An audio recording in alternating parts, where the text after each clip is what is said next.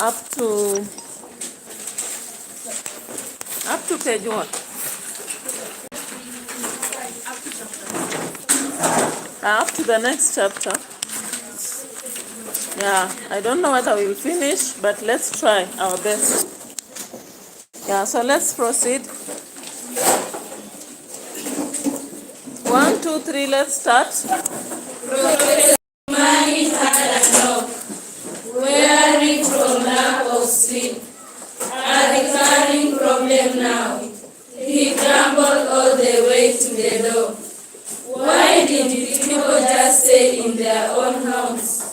A white man, 50 plus years old, was standing outside, looking from side to side as if an enemy might have been following him. Is this you, Professor Kimani? He asked. It was a lion's roar, deep, reverberant, and heavy.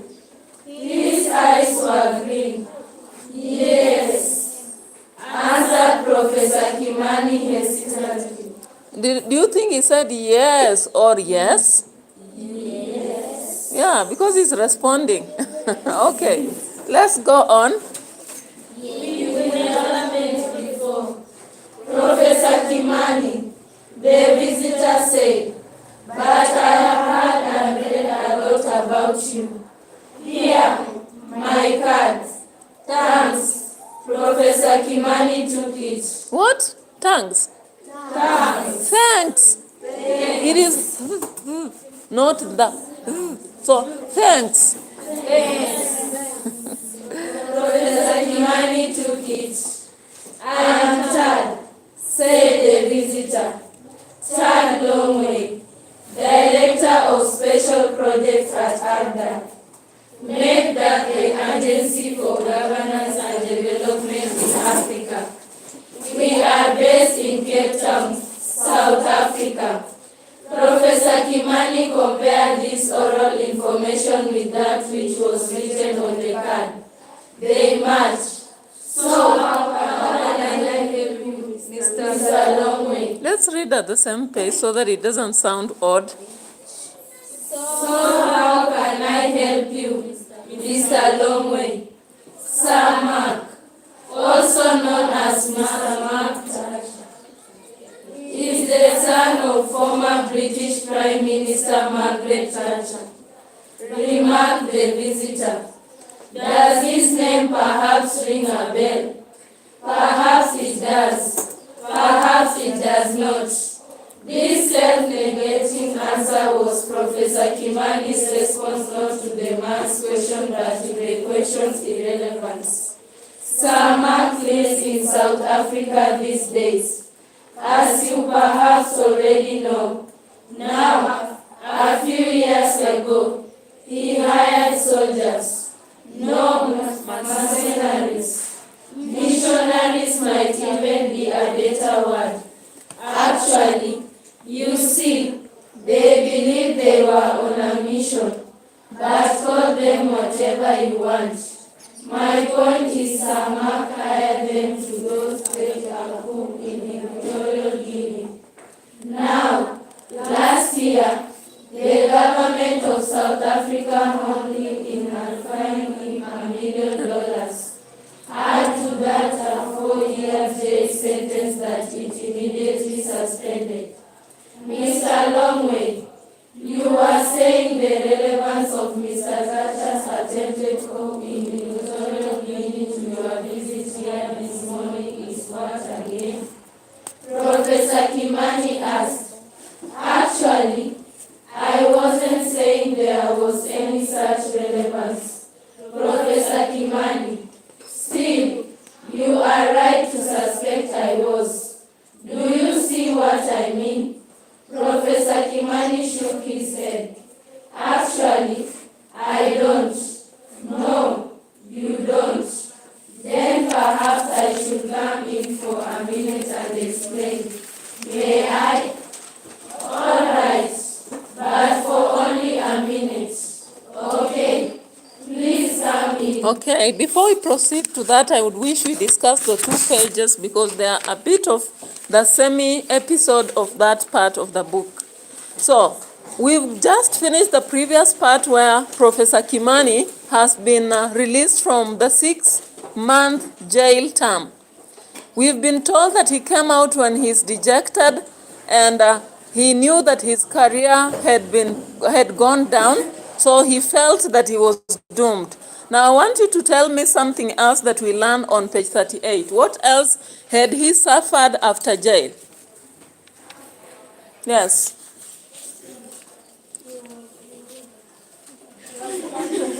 Yes? He was currently to be a full professor to a senior lecturer. That one happened in the previous part, but I want here in paragraph 1 of this part. Yes. Yeah. Professor Kimani had a knock to his door when he had a lack of sleep the whole night. Then when he was going to open the door, he said, why don't people just stay in their own house? Then when the time he opened the door, he found a white man, 50 plus years old, standing outside like as if someone was following him. So he thought that this was a bad person, right? Apart from that, after jail, he suffers from, what do we call this? This is that a condition whereby you will not sleep steadily at night. How do you call it? Yes? Yeah, he began to suffer from that condition whereby he could not sleep all along. And we are told there that he was weary from lack of sleep, a recurring problem, right? Yes. Yeah, so as you talk about the problems that Professor Kimani had to suffer after jail, apart from that demotion and the feeling that his life was doomed, and also the demotion, you have to know that he was also dejected, and at the same time, he was also having a problem with sleep. You know, maybe in jail, do you think in jail people sleep steadily the entire night? Why? Yeah. It's a lot of cold because you are not given best places to sleep. In fact, the only prisons I've seen that we have bedding is in America, many countries. But in Kenya, do we have like a bed in a prison? No. We don't have that. So of course, it will be a very hard place. Any other problem why he was not sleeping? Yeah. Yeah, limited space. A lot of the prisons in Kenya are squeezed. A lot of prisoners in one room. So how do you sleep in such a place? Any other problem that might have made him not to sleep while in prison? Yeah? Maybe there in prison there was no enough food. Yeah, if you don't eat well, by then you will not sleep. When I see a student sleeping in class, I just know that one overate, especially after lunch. Those who have not eaten fully cannot sleep fully. Yeah, there are some pests. What is the common pest that is found in the police, in the prison? Cockroach. Bed bugs. You remember when Salasia was put in for one day, he came out complaining. Also, there was another person also. Natembeya did not say that, but Salasia came out and said that the problem in most of the prisons is the bed bugs. All right, so that affects him. Now he finds a white man at the door, 50 plus, according to the story. Yeah? And he thinks that he is an enemy. Why did he think that this person is an enemy?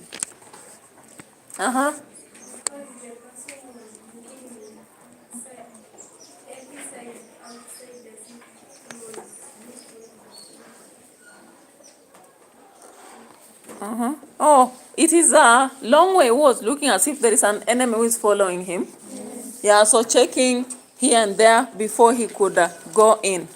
Now, that man greets Professor, and we are told the voice he used, a deep reverberating air voice. and his eyes are green. Of course, our eyes have different shades. Some are brown.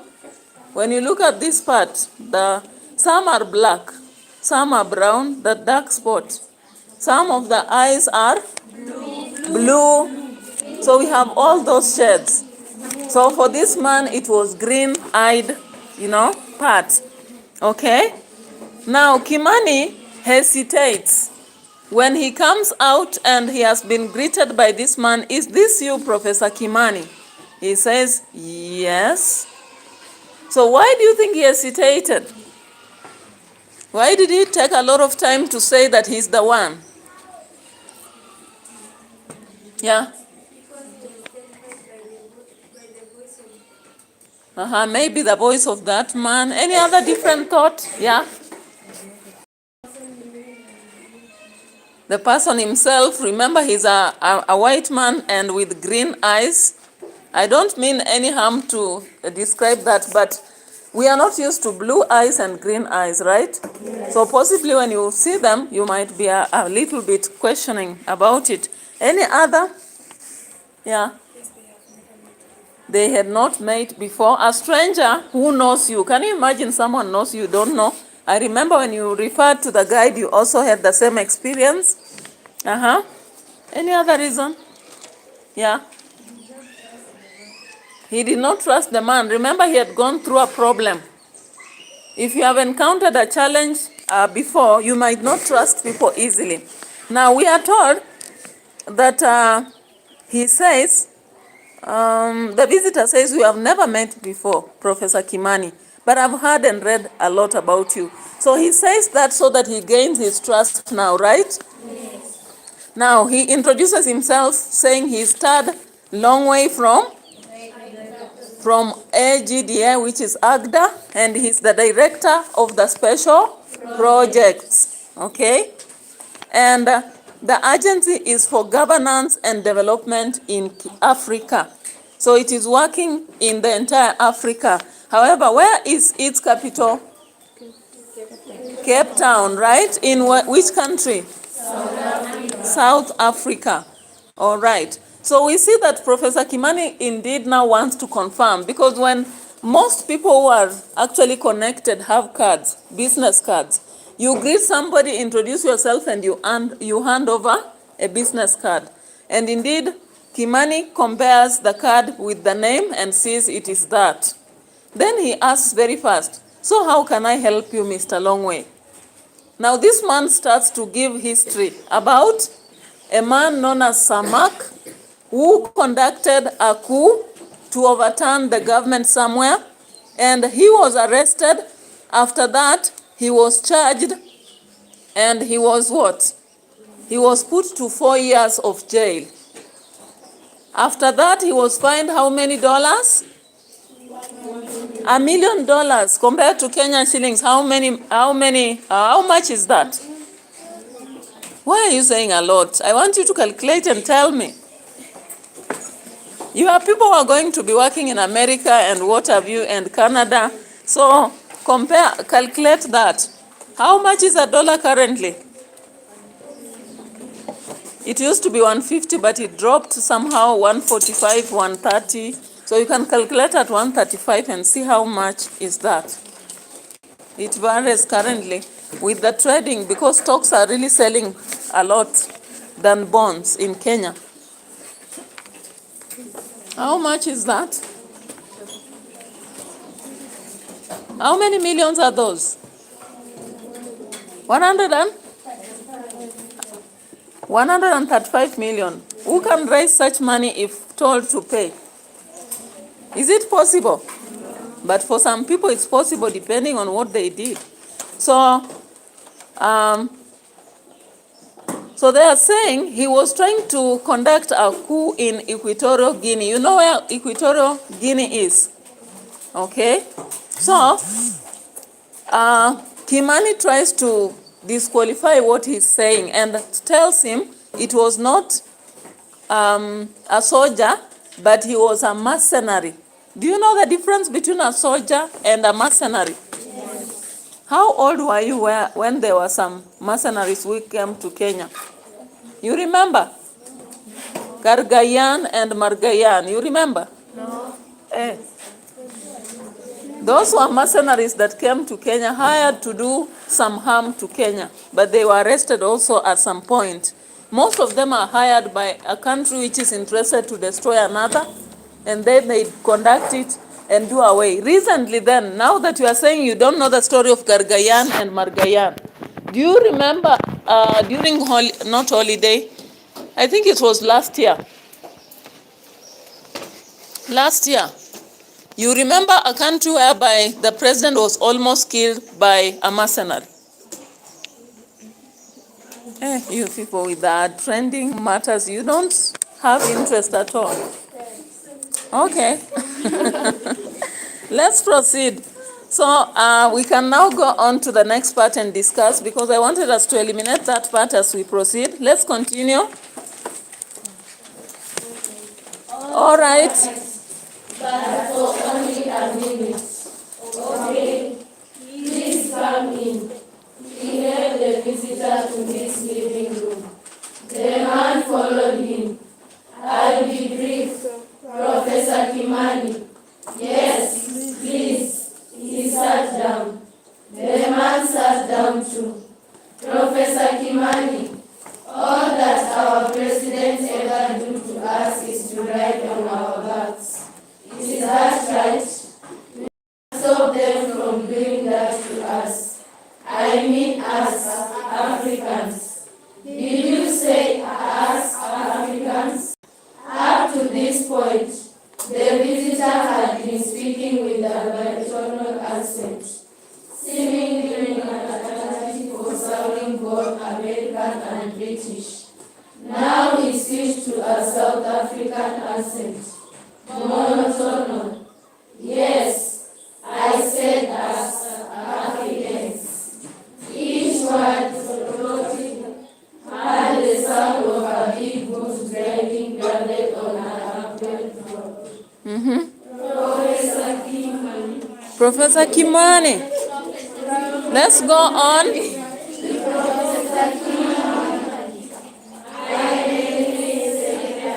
I am a South African, or as we say back home. That's how they speak, right? Yeah, let's go on.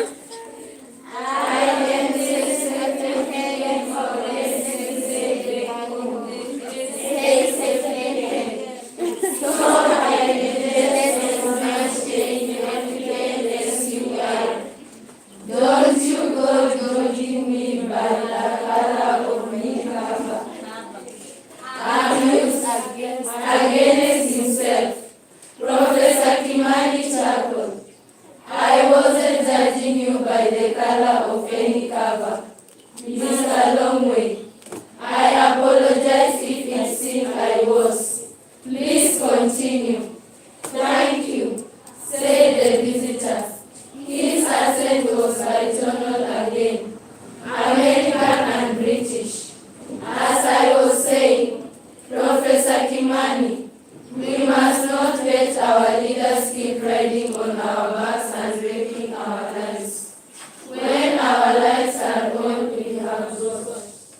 At independence, they told us our problems were three: poverty, ignorance, and disease. They promised to eradicate all three. Decades later, have they eradicated even one? How? Instead, they have added a fourth: corruption. And this time, you don't hear them promising to eradicate it because, as its primary beneficiaries, they mean to keep it. Results: everyone has taken the cue from them and embraced corruption as well. Embarrass or embrace? Embrace Okay. corruption as well. Listen, I get sick each time I hear our president telling the police to stop taking bribes.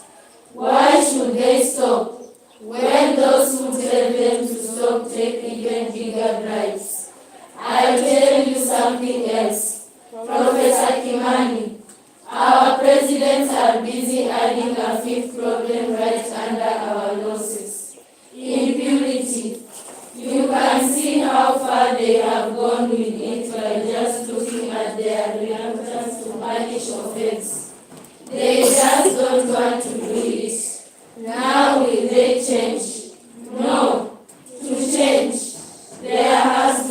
an agency with a will to change. I am not sure I understand you, Mr. Longway. Are you saying you know of an agency somewhere that has a will to change Africa? Yes, AGDA. Make that agency for governance and development in Africa. Professor Kimani remembered the information on the visitor's card. Yes, that's your outfit. No, that is our think tank. You see, Professor Kimani, when presidents keep messing things up, public discontent accumulates until it becomes anger, later rage, and eventually fury. Yet, even as fury, it never really produces change. Why does it? When? Because fury spills out in random acts of violence. Those acts cancel one another out. To bring change, they have to add up instead. Do you follow me? Professor Kimani put a hand over his mouth to kill a yawn before he spoke. I am listening, he said. Please continue. So, Professor Kimani, now enter AGDA. Our mission at AGDA is to question Africa's status quo. We ask what it will take to develop this continent. Therefore, we also ask if human effort is up to the task, or if, instead, we need supernatural help, or indeed, if Africa will ever develop. Along the way, we bump into another situation. Are President leaders helping or impeding Africa's development agenda? Okay, we go back and discuss before we proceed. Now, when you look from the point we stopped, Professor Kimani did not want this man to go into his house, right? Yes. But then the man said, I'll just be there for only 1 minute. And then Kimani allowed him and told him to be brief. So they got into the house. Do you think they took a minute? No. All right. So I want you to tell me, what has this man come to do? What has he come to do so far from what we have read there? Yeah. So he wants Kimani as a professor to join AGDA, which is the Agency of Governance and Development in Africa. And why is AGDA there? What is their mission? What is the intention or mission or objective or duty or task? I want everybody to participate. You are leaving only the work to few people, which is not fair. Yes. Loud enough.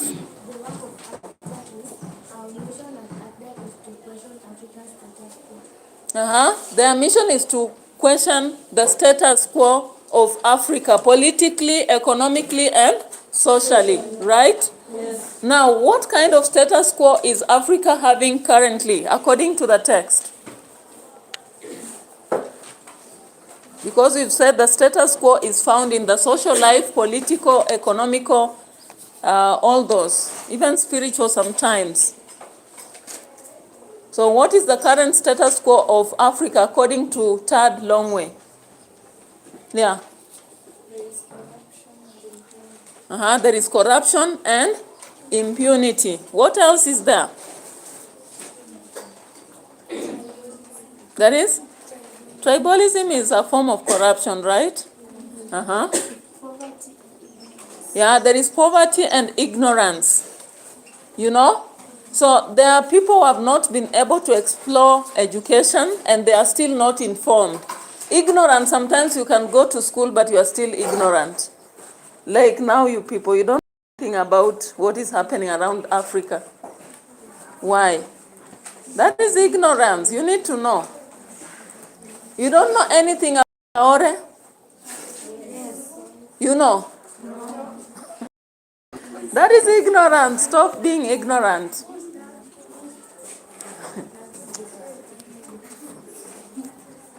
You don't know. Which part of the Constitution of Kenya do you know?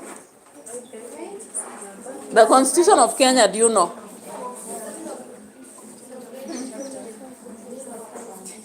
Which current bills have you seen being proposed in Parliament? Whether they favor the government, whether they favor the people, which ones have you seen? Which bill was voted against recently? You see, those things are, you can go to school, but you're still ignorant.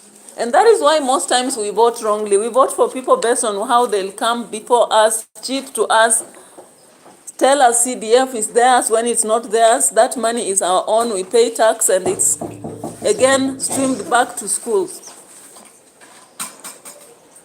Well, that is now something you should work against, because ignorance, I think, is the worst thing we are suffering from.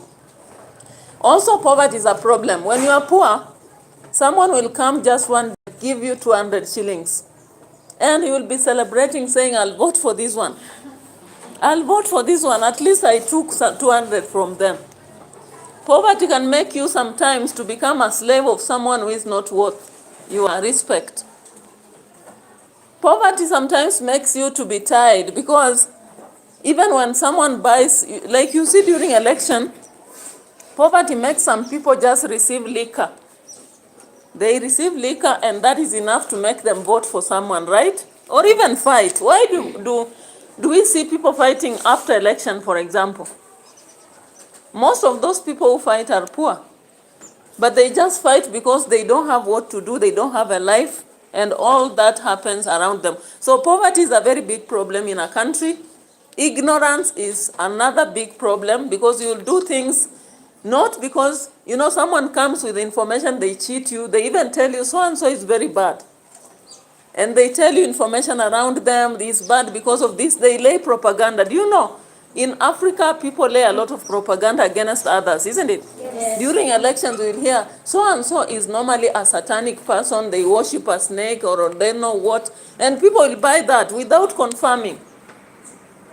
They'll say that, do you know that he cheats, that he went to America to study, only what he went there to do is this. So all these things, people use ignorance to buy us.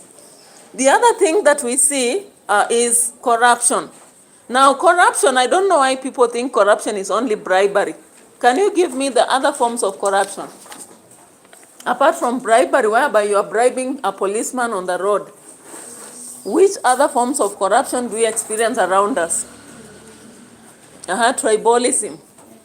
Kenya, you are still a young girl, your mother sends you, enda ununue kwa duka la Mkisi.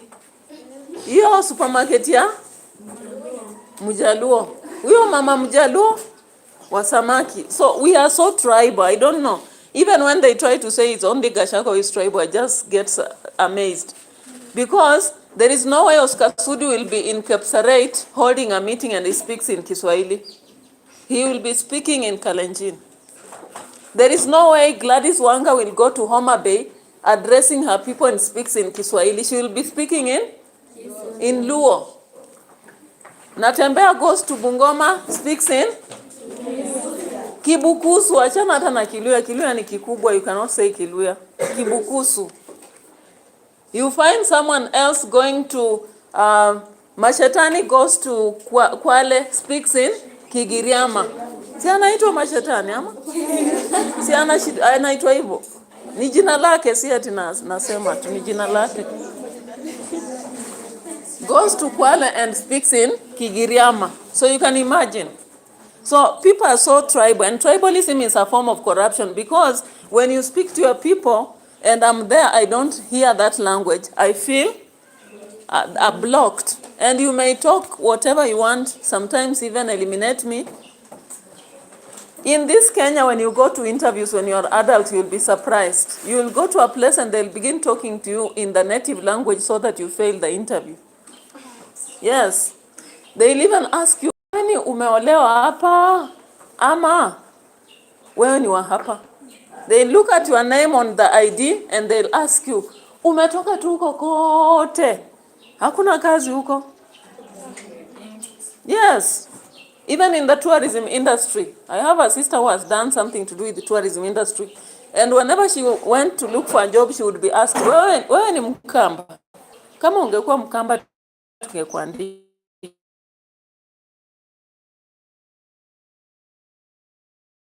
So, but everyone, most people in Kenya are tribal. Most. They are tribal. And something that we need to eliminate.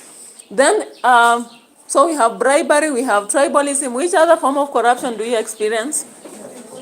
Yes. Favorism. I'm a class teacher. Maybe your parent has money than the other, so I normally give you a phone more than the other. That one, does it happen? Yes. And it happens, yes, I'm just saying, because these are common aspects at our level. But it goes to another higher level. When you are employed at work, you will realize that someone will favor some people while declining to take care of others, which is a very bad experience, whereby you favor some people while declining others. Even others, as much as they put effort, you don't care about their effort. But others, even if they are performing mediocrity, you favor them. You saw an example of last term, Alliance Girls. There was a teacher who was discovered he was using students sexually. But because he was very close to the principal, all along the principal used to cover that teacher. But there is another one, a rumor may come out, which is not true, but there will be forms. Even your father. If your father favors you against the other child, don't accept that. It's a form of corruption, which has made so many people fail to get what they need to have. You know? What else? Under corruption, what other form of corruption do we have? Yeah. Nepotism is the same as tribalism somehow, but that one now, mimi ni Mkale lakini Mkale mlango gani? Wewe ni Mjaluo lakini Mjaluo wa Homa Bay, ama wa Siaya, ama sijui wa wapi.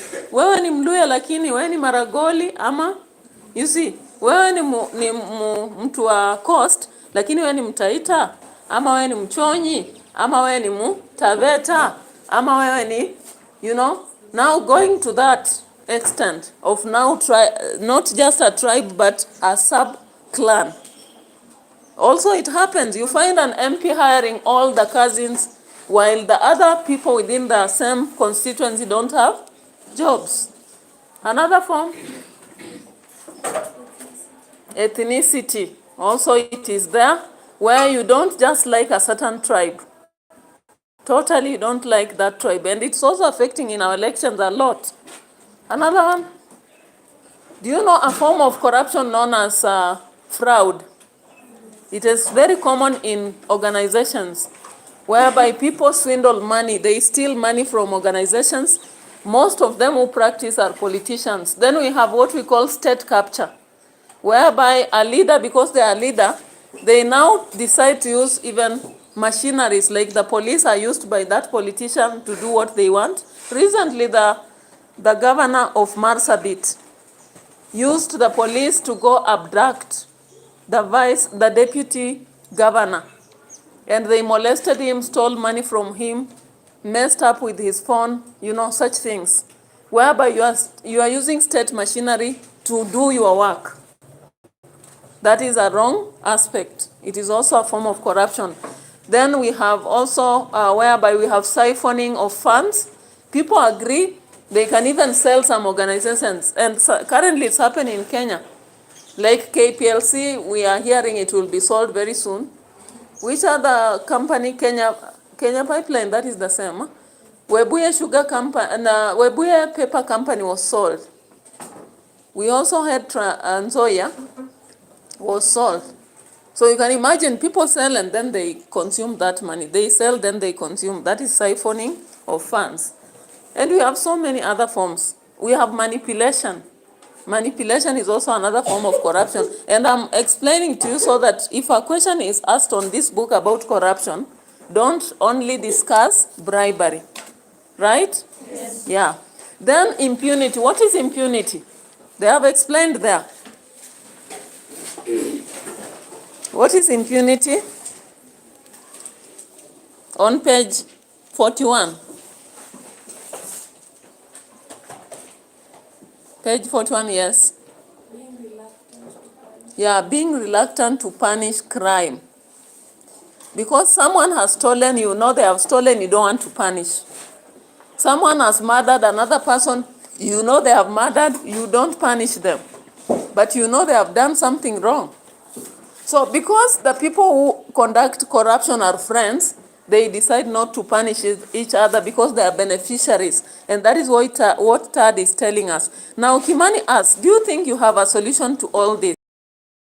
Says, yes, we have that in AGDA. AGDA is going to demand for the will of the leaders to change. And instead of us allowing this to continue, because if you allow corruption, impunity, poverty, and what else? Poverty, ignorance, and diseases to continue happening in a country, people become so tired. And then with time, they'll begin with the anchor. They'll be anchored. Every day you wake up, you don't have food, so you're angry. Every day you wake up, you have a disease and you can't treat, you are very angry. You want a job you cannot get, you become angry. And that is what happened in Kenya recently. The young people, the Gen Z, were very anchored because they don't have jobs, they don't have water view, and they are seeing what is happening. Maybe people are just consuming funds, siphoning, and bribing, favoring. So from anger, you become rage. Do you know when you are angry, you can be sitting, but you are so annoyed. But rage now goes to where you talk about it. And you don't talk peacefully. You talk and you are ready even to throw something around. Now from there, it becomes fury. I don't know why you read Fari. Why did you read Fari? So you become furious. Now when you are furious, you behave like you are now crazy. You decide even to pick some guns, some things, you go to the... You remember what happened with the young people going to the parliament? Yes. And while there, because you are furious, you are not even using your brain anymore, you are using your emotions, you can destroy a lot of things. And that is why we saw them carrying the symbol of leadership. They went pouring food in the Senate, wearing the clothes for the senators, and then later on walking on the streets. So it is safer for a country to save that from themselves by ensuring that they have a way to just change for the better. If you are corrupt, you decide I will no longer be corrupt. If there was ignorance, educate people about the right thing to do so that they pick the right leaders next. If there was diseases, proper system that will treat them. If there was impunity, you decide to punish those who have done wrong. That is what Tad is talking about here. So let's go on from page 42, where we had reached. I hope you are getting it. That's why I'm stopping, so that you understand whatever we are reading. Let's go ahead. Okay, where are we? Mr. Longway? Yes. Mr. Longway, I am now sure that there has been a mistake. You have confused me with someone else. I am a teacher, so I am not the activist you are looking for. A teacher is an activist. Professor Kimani, may I tell you why? No. Here is why. A teacher's job is to coach people towards a better future. An activist's job is to cause them towards a future. You have to admit the two sound as if they might overlap. And they do overlap. While there may be some difference between our methods and yours, there are bigger similarities between your ultimate objectives and ours. Now, if your worry is about the differences, now we will always accept your recommendation about them throughout the path that we would like you to follow. There is a path you would like me to follow. Yes, path alpha. Path what? Alpha.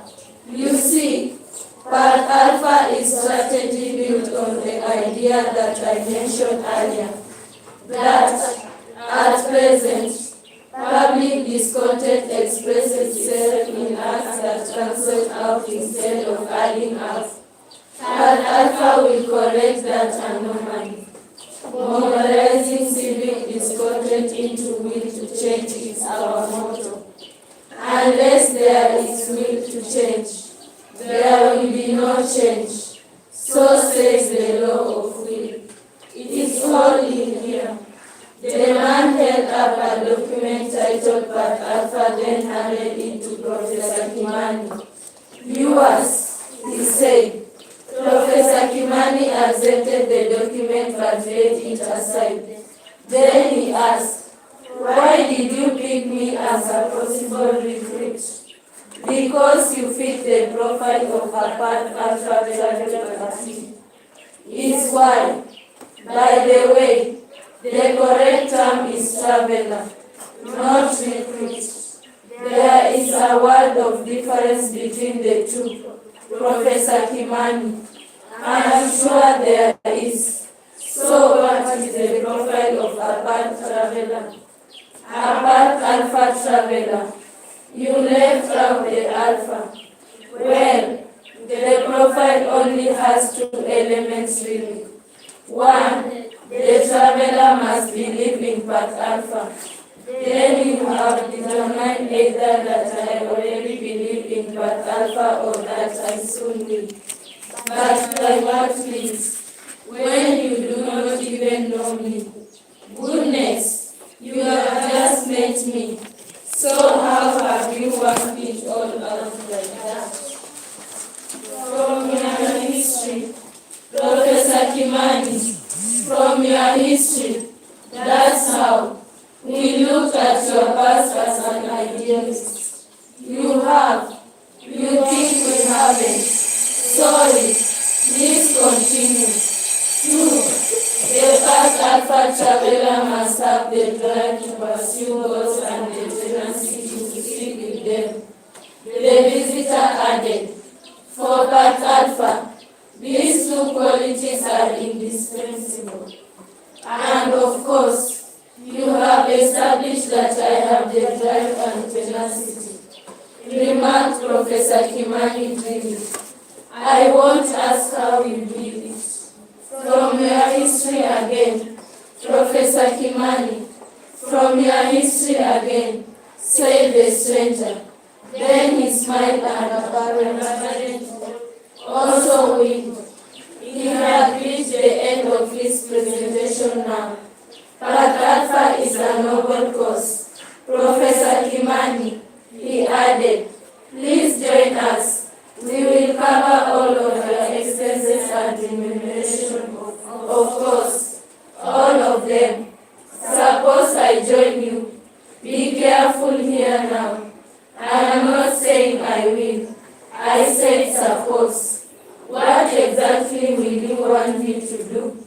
There will be many opportunities for me to answer that question fully later. Now let me just tell you two things. First, if you join Part Alpha, we will want you to come down for orientation at our headquarters in Cape Town. Second, we will want you to attend the next summit of Africa's heads of state, scheduled to take place in Banjul, the Gambia. Me attend a summit when I wouldn't even be allowed to come near the gates. Don't worry, Professor Kimani. Abda will get observer status for you. Leave that to us. You say, I'll think about it. Yes, you in your mind on its own for the rest of the day while you do other things. Then, you can run over it between the sheets. Kick it back and forth, back and forth. I said, he almost shouted. He enlisted the following day. Loss of a daughter, desertion by a wife, and mistreatment by his university and by the state. This had tested him hard and long. Finally, he had reached breaking point. He used to think he was born to teach and to die a teacher. Such was not the case anymore. Now all he wanted was a way to walk out of teaching without saying goodbye. A way to run away, never to come back.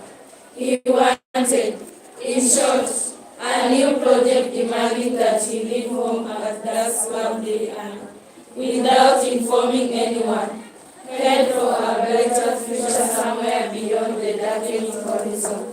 Suddenly, there it was, Path Alpha. Okay, so you will have to think about what is here, but majorly it's about Kimani being recruited to be the traveler under Path Alpha on the ticket of Agda, right? Then we learned that he has been recruited because teachers are always informed and they are activists, because we talk about changes which are necessary, and especially the work he did at the university to enhance radical changes has taught them something. We also see that Path Alpha is meant to mobilize civic discontent into the will to change. Then we are also told something about Kimani is doubting his ability, but he's assured by Third Longway that they'll sponsor him to get to the president's meeting, that summit at Gambia. And the fact that he has lost a daughter, has encountered desertion by Asia, and the university had to demote him, he also feels that the state worked against him. So he has decided to change from the thing he had always said his born teacher died. So we realize that situations are never permanent, right? Yes. You can never say that a decision is a decision. At some point you may be forced to change. So have a nice lunch. Let's meet later. Bye.